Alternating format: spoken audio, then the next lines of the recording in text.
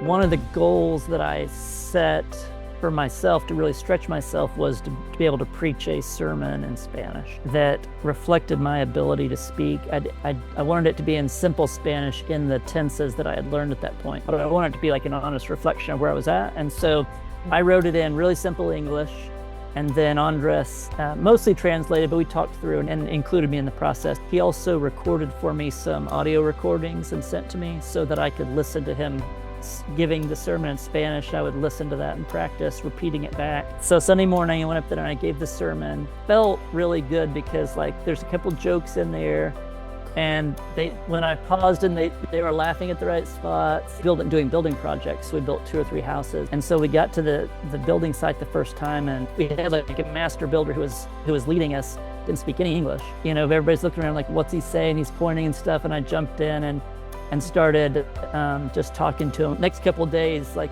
when we're on the building site, one of the master builder had to leave, and he was leaving somebody there in charge with no English whatsoever. And they said, okay, this guy's in charge. Ryan, you get over here. You speak Spanish. You're gonna translate for him. So it's like, obviously my Spanish was still very basic, but just the native speakers there were recognizing that I could communicate enough to help out, really meant a lot. I really feel like the combination of the grammar training with the conversation have both been really important to me, and it's just helped me a lot to really understand even the grammatical terms and how the things fit together. Working with Andres as the native speaker, I really feel like my pronunciation was pretty good. Like whenever I was over there and interacting with people, I felt like people could understand me pretty well.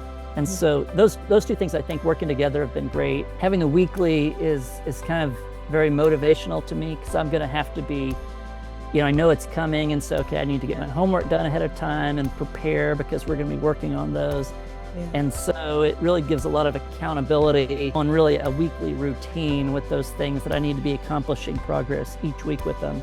Yeah. And then just having, I've tried several times in the community to meet people and have some conversations. I've had a little bit of success, but I've never had anything as valuable as having, I'm gonna have an hour a week with a native Spanish speaker whose goal is to help me, improve my pronunciation.